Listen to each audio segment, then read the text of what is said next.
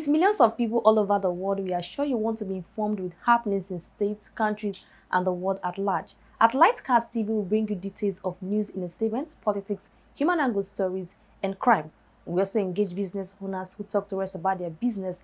Perhaps you want to go into such business. What are the things you need to know? We also bring you life of party, from traditional engagement, weddings, housewarming, birthday parties, and many more.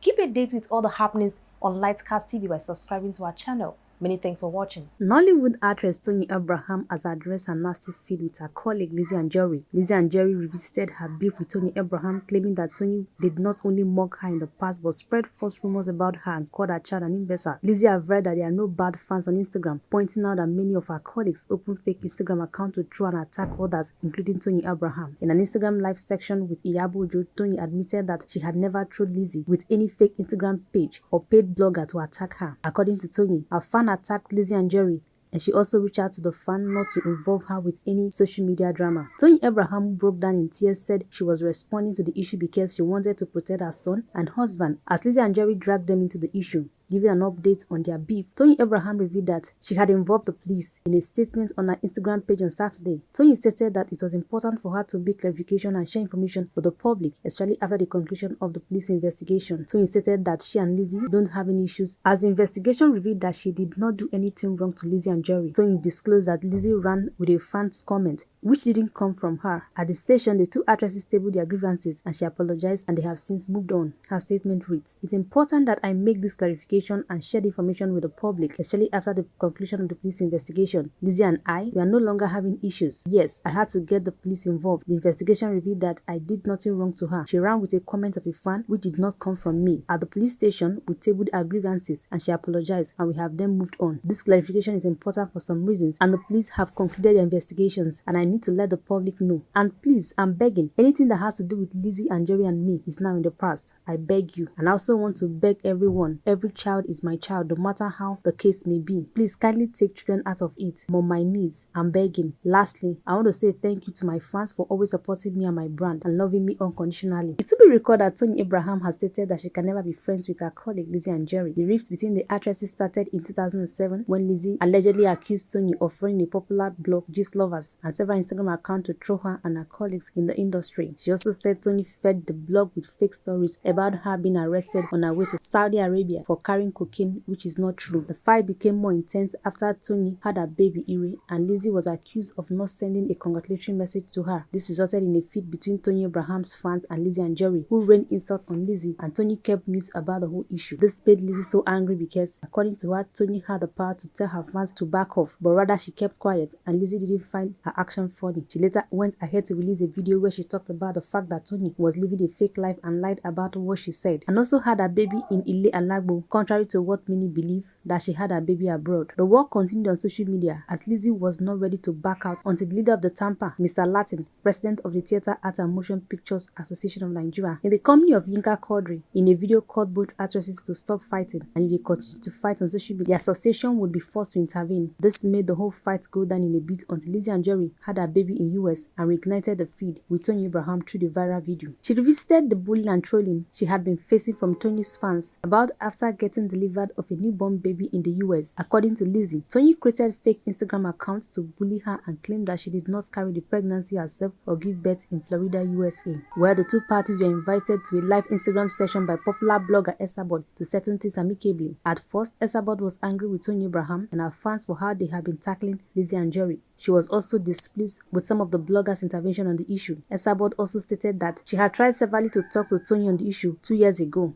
but Toyin ignored her messages on WhatsApp. As the live videos went on, pretty actress Iyabo Ojo joined Esabod on Instagram Live as she was about to narrate what she thought might have caused Toyin Abraham and Lizzy Anjorin's rift. Toyin Abraham called Esabod on her other line, and there was a serious war. Many people called Esabod to apologize on Toyin's behalf, but she refused and ended the video. Then the story took another turn when she started another live video. The first time around, her mood had changed compared to the first video. She was angry, so she called Toyin Abraham and Lizzy Anjorin individually to settle the rift once and for all. If you see the Nigerian election, the way it's going, I think the dynamics is changing gradually. The narrative is changing gradually. It is going to be what decides or what determines the voting pattern before now might not be what will determine the voting pattern in 2023.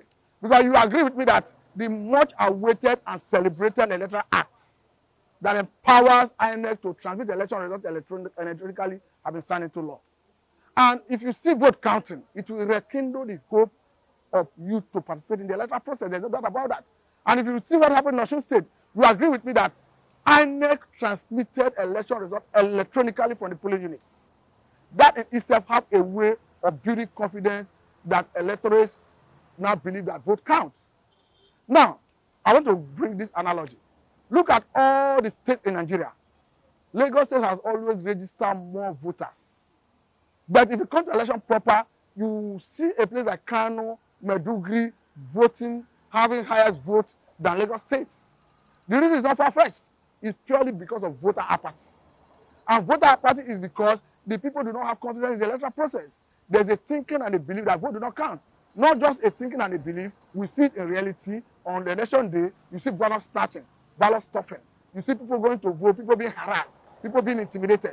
But if elections are being transmitted from the voting point of the polling units, like we saw in Osun State, we saw in Ekiti State, it will rekindle the hope of the youth in the electoral process. And if that happens, it will be immaterial whether you have structure everywhere on ground.